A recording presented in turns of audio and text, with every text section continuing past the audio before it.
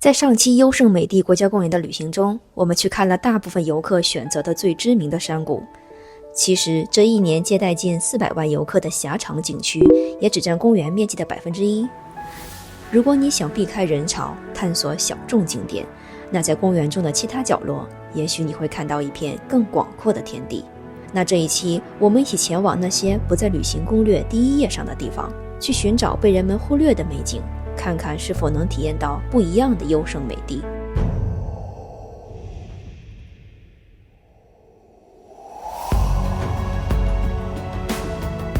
与大部分游客从西侧进园不同的是，如果从加州东部赏丘公路395过来的话，就会从优胜美地的东侧进园，进入 Tioga Road 草地公园景区。这是一条全长39英里，东西横穿公园北部，跨越内华达山脉高山地区的公路，可以在沿途欣赏到花岗岩的山峰、冰川雕刻的山谷、翠绿的高山草甸和宁静的湖泊。这条公路每年冬季因积雪而关闭，通常在5月底至11月初开放。在海拔升到3000多米时，我们来到了公园的入口 Tioga Pass， 这里也是加州最高的公路通道。优胜美地国家公园5月份到9月份之间要进行预定，最喜欢的就是收集他们国家公园的地图了。我们要走的呢，就是这条景观公路。想着明媚的高山湖泊就在眼前，心中充满期待。结果，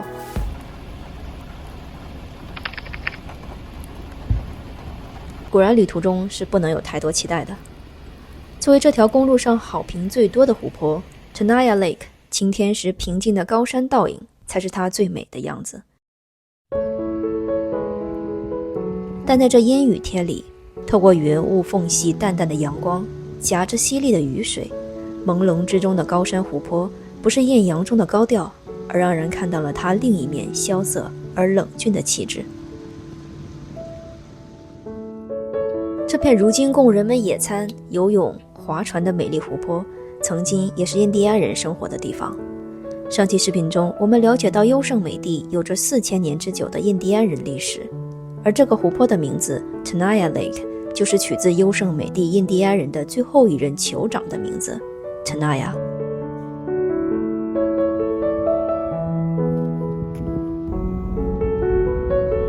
看完湖泊，沿着公路向西，接下来就是游客停留最多的一个观景点 Olmsted Point。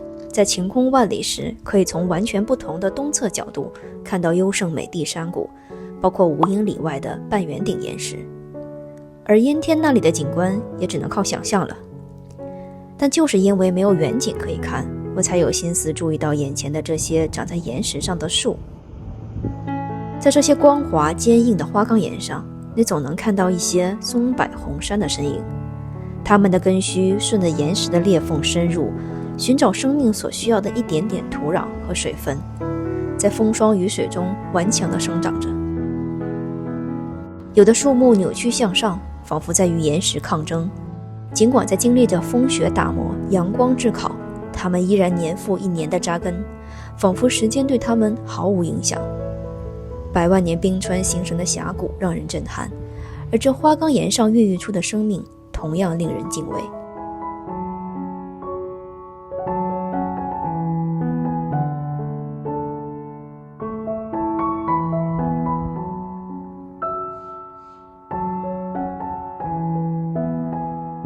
在这里不期而遇的不只是这些顽强的树，还有可爱的猫。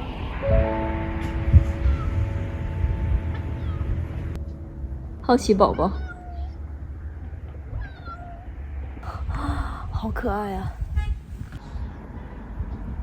它好干净哦，一直在叫，是不是太饿了？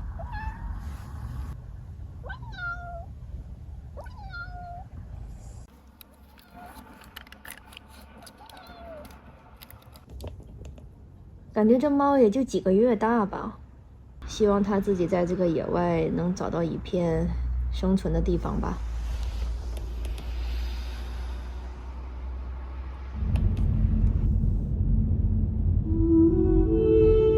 这条公路上的游客本来就少，在这个天气里，人们更是匆匆而过，不做停留，感觉好像就剩我一个人在这片烟雨的原始森林中行驶。这是一种被自然包裹的沉浸感。森林远处的未知没有给我带来孤寂，反而令人既好奇兴奋，又有一些谨慎小心。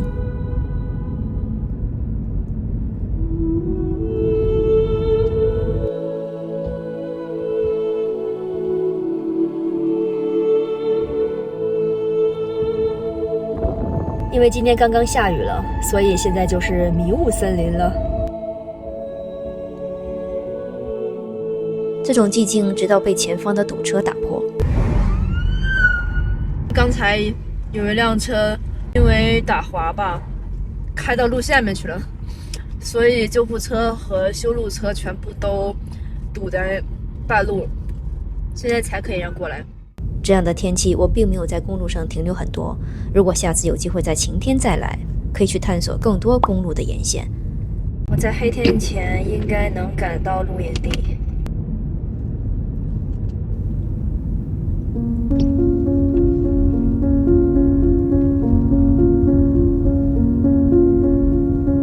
随着天色渐暗，前方去往露营地的路也是让人看不透的迷雾森林。道路在雾气中若隐若现，仿佛伸向未知的秘境。很难想象这路的尽头是人们露营的地方。这里没有信号，手机也失去了它的主要功能，只能顺着离线地图上唯一的一条山路蜿蜒前行。四周寂静的出奇，只有引擎的低鸣和偶尔掠过的风声陪伴。森林仿佛屏住了呼吸，凝视着路上的这些不速之客。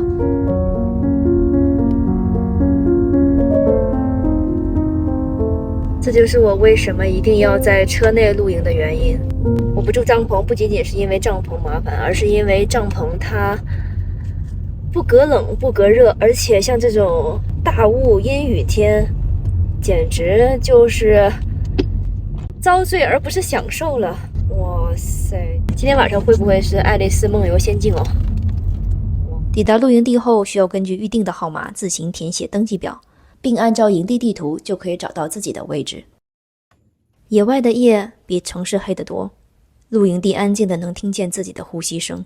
我现在在露营地，你敢相信现在还不到8点吗？就已经这么黑了。我感觉我应该很感恩有电的生活才对。现在已经完全看不到了，那我们明天早上再见吧。晚安啦，拜拜。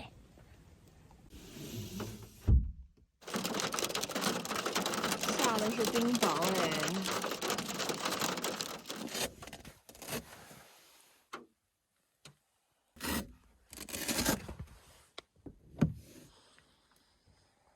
清晨的露营地仿佛像一个隐秘的世界，悄然苏醒。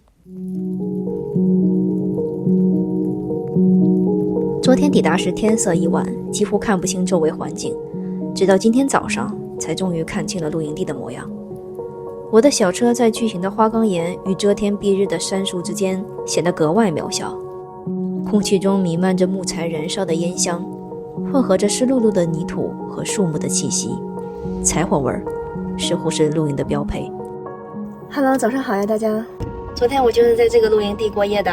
这个露营地真的是蛮野外的，厕所呢是旱厕，也没有水，所以我准备的那3桶水都用上了。我觉得出门露营的话，移动电源还是必须的。这个移动电源可以太阳能充电，也可以车载充电。这个移动电源可以给你手机或电子设备充电，再加上可以用它来烧热水。我的水已经开了，一会儿准备喝个热咖啡。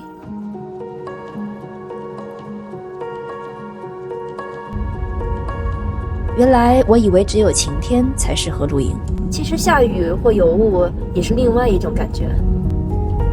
下一站，我们去一个人少景美、公园里最低调但最不能低估的景区——鹤旗谷。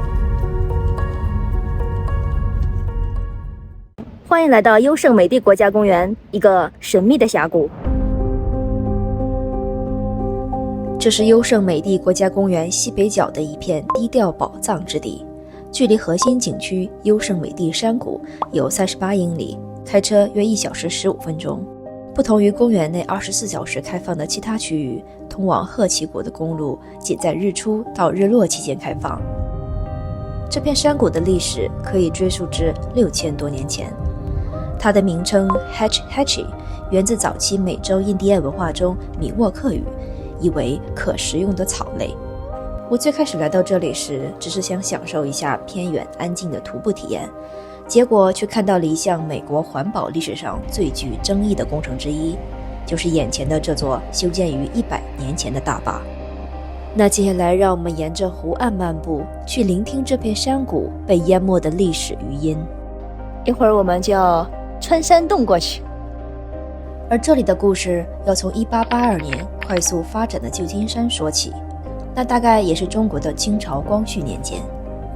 由于那时城市人口不断增加，旧金山已经面临长期缺水和缺电的问题，于是人们将目光投向了这片由高山融雪滋养的山谷，设想如果在这里修建水库，便能带来巨大的社会经济效益。然而，围绕在保护自然原始还是开发资源惠利人类的问题上，不管在哪个国家都是社会进程中不可避免的矛盾，优胜美地也不例外。喜欢徒步和美国国家公园的朋友对约翰·缪尔这个名字一定不陌生。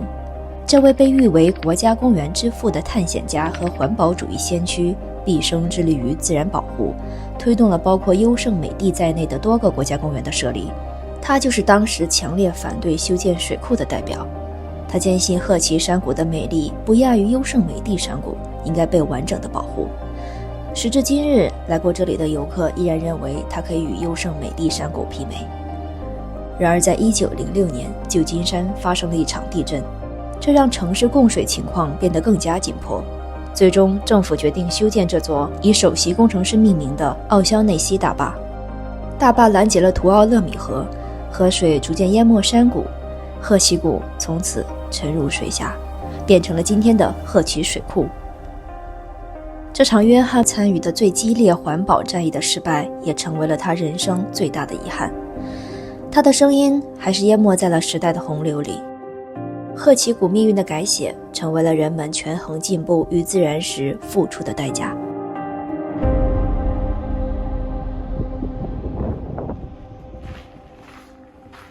但是呢，整个系统花了20年才建完。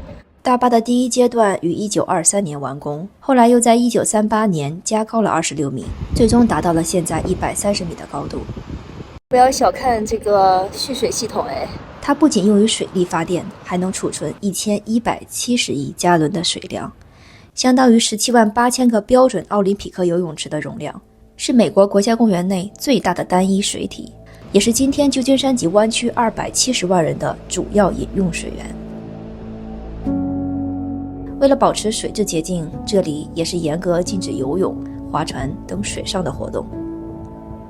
在优胜美地国家公园，每年几百万的访客中，只有不到1%的人来这里看这个神秘峡谷。现在人们来到这里，更多的是想追求安静的旅行体验，可以沿着这8英里长的水库岸边徒步，往返5英里便可以见到一座落差300米的瀑布。相较于游客如织的优胜美地山谷，鹤崎谷少了一份人群的喧嚣，却多了一份原始的静谧。原来优胜美地不仅滋养着人们的精神，也在最现实的意义上养育着这片土地上的生命。下一站，我们去被大家评为公园中最壮观的景点——冰川点。在走过优胜美地北侧的景观公路以及西北角的鹤崎谷，接下来我们去公园核心山谷景区的南边。从优胜美地山谷自驾30英里过来，大概需要50分钟车程抵达公路的尽头，就到了海拔2200米高的冰川点。这条公路因高海拔积雪，也只在每年的5月底到11月初开放。这里就是优胜美地国家公园最漂亮的景观点。它将带你直达优胜美地山谷的悬崖边缘，从鹰的视角俯瞰脚下980米深的谷底。相当于从300层楼高垂直向下看。之前在山谷里看到的一切，从这个视角都显得格外渺小，包括帐篷小屋的 Curry Village， 以及之前我们去徒步看到的瀑布。风从山谷里吹上来，夹杂着岩石的冷意和树木的清香，让人不禁屏息，震人心魄。由于两侧峡谷十分高耸陡峭，正午过后，被岩壁遮挡的峡谷深处显得格外阴冷，和那被阳光照亮的花岗岩形成了鲜明的对比。而这里也是观赏半圆顶岩石的绝佳视角。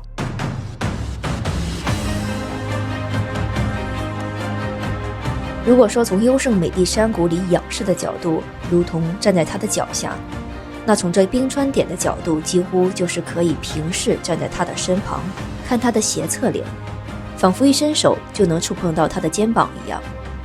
他像一只鹰，静静地栖息在高处，迎风而立，沉稳而孤傲，波澜不惊地观望着上亿年来这片大地的变迁。上期视频我们提及整个优胜美地山谷是由冰川塑造的，所以在冰川点这里就可以看到冰川曾到访的痕迹。大约在1亿年前，这里的花岗岩还深埋在地壳之下。后来内华达山脉拔地而起，河流顺着山势奔流而下，切割出了最初的 V 型山谷。时间来到300万年前，气候开始变冷，冰川覆盖了这里的一切，甚至填满了整个优胜美地山谷，几乎快没过半圆顶岩石的顶部。冰川犹如巨大的雕刻刀，不断剥离、打磨、搬运着这里的岩石。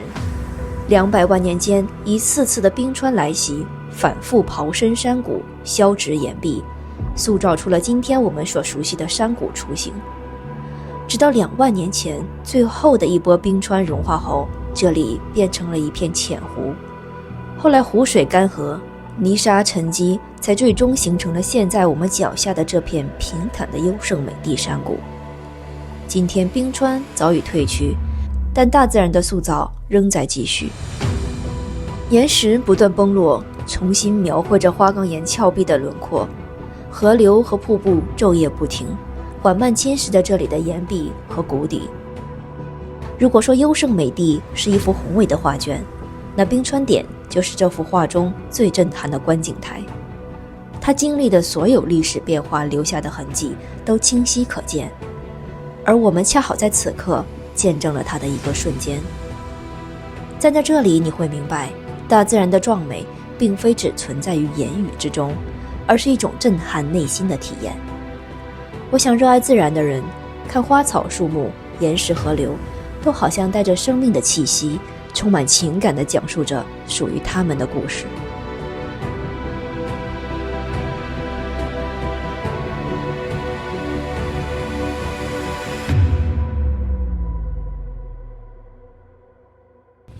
如果你不想只匆匆打卡拍照呢，这里还有2种更深入的游玩方式。第一种是夏季和秋季的徒步。从徒步地图上我们可以看到，以冰川点为核心，有多条徒步线路可选。你可以沿着峡谷边缘漫步，从不同角度俯瞰山谷，也可以从这里徒步下山，直接回到山谷底部。如果你选择徒步下山，可以搭乘从山谷出发的观光巴士上山，单程票价28美元，这样就不需要自己开车上来了。第二种是冬季的徒步体验，也就是滑雪或是雪鞋行走。冬天的冰川点被白雪覆盖，森林寂静无声，仿佛一片未被打扰的纯净天地。对于喜欢冬季运动的朋友来说，在这片银装素裹的原始森林中漫步，无疑也是一种独特的旅行体验。在优胜美地核心的山谷景区南部，除了冰川点，还有巨型红杉树林，同样受欢迎。这里也将是我们在优胜美地行程的最后一站。美洲巨型红杉是地球上体积最大的树种，其中最大的一棵是谢尔曼将军树，位于红杉树国家公园，在我之前的视频中也有具体的了解过。而在优胜美地也有大约500棵成年巨型红杉， Mariposa Grove 就是其中最大的一片。前往这里需要将车停在南门附近的欢迎中心，并转乘公园提供的免费巴士进来。公园巴士每15分钟一趟。那在等车的期间呢，我注意到车站旁边有一块巨型红杉树的横截面展示，靠近了解才发现它还挺有故事的。这个直径有2.3米的树干横截面是来自一棵805岁、60米高的巨型红杉树，它一生的经历都刻在了这些参差不齐的年轮和疤痕里。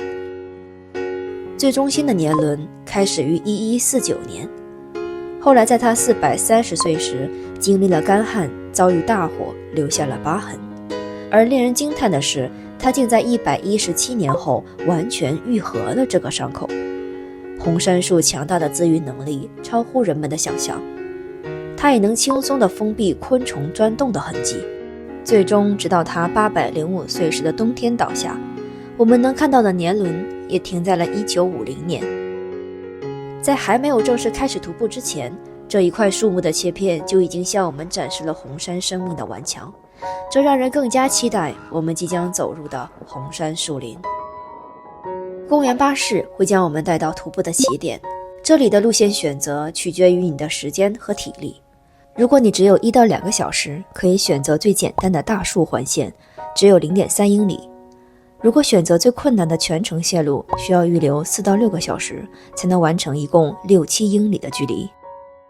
我选择的是中等难度的灰熊巨山环线，距离2英里，需要预留2到3个小时。无论你选择哪条线路，都能看到众多的巨型红杉。那现在我们就一起走进这片千年树林。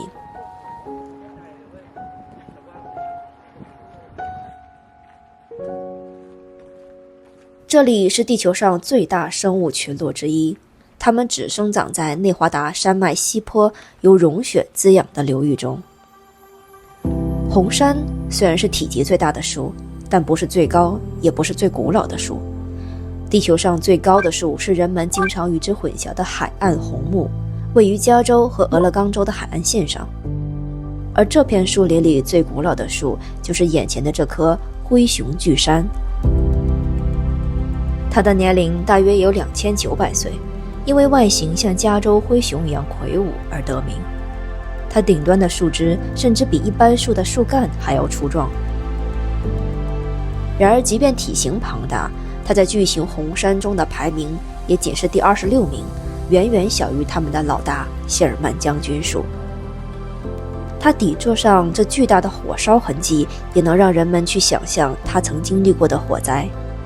但是森林火并不是人们最开始所认为的是一种灾难，而是红杉树生长必不可少的自然助力。首先，火会将松果烘干，让其中包裹的种子散落，同时也会帮助燃尽地上的杂草矮树，为幼苗腾出空间接受阳光生长。这些身形巨大的树木以自身引来雷击山火，靠着厚厚的树皮在火中保护自己，为新生命创造着合适生长的条件。然而，这样循环了几千年烈焰重生的规律，人们在最近的50年才真正了解。自1850年代的欧洲移民开始，他们就以为将森林火都扑灭就可以保护这些树木。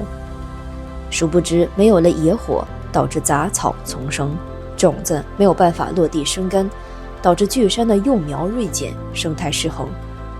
更严重的是，1个世纪的灭火让本应烧掉的燃料严重堆积，最终在2020到2021年更大的火灾中烧毁了20%的巨型红杉。直到1970年，国家公园管理局开始人工引入计划燃烧，试图通过模拟原始森林的演替过程，恢复火在森林中的自然角色。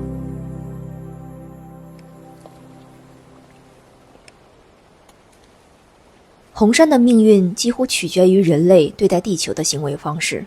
在加州早期的历史中，对巨型红杉树的破坏不仅是灭火，还有砍伐、道路建设、空气污染以及人为凿洞。130年前，人们在这片树林中找了2棵巨型红杉树，如今只有这棵 California Tunnel Tree 还依然存活。他应该没有想到自己在历经2000年的磨难生存后，被人们凿出了个树洞。从它向内卷的树皮可以看出，即便如此，它仍在试图自愈，想要包裹这一可能几乎无法愈合的伤口。巨型红杉的顽强不仅体现在生前，也延续到了生命终结之后。在这条线路上，我们还可以看到一棵倒下的巨王红杉，无数来到这里的游客都会与它的树根合影，但没有人知道这棵树倒下的时候，它到底有多大的年龄。巨型红杉在倒下后，外在树皮会最先腐烂，但富含单宁物质的树心仍能持续抵抗腐朽，所以一棵已经死去的红杉树干可能需要几个世纪才能完全分解。我想每个走过这片树林的游客都会被这些巨型红杉树的生命力所震撼，它们历经风霜火焰，仍在千年间屹立不倒，见证着时间的流转。或许这也是大自然想告诉我们的，越是强大的生命，越需要经历挑战，在经过试验后，必得着生命的冠冕。这就是优胜美地国家公园的全部行程啦！如果你喜欢我的视频的话，记得点赞关注，我们下个国家公园见。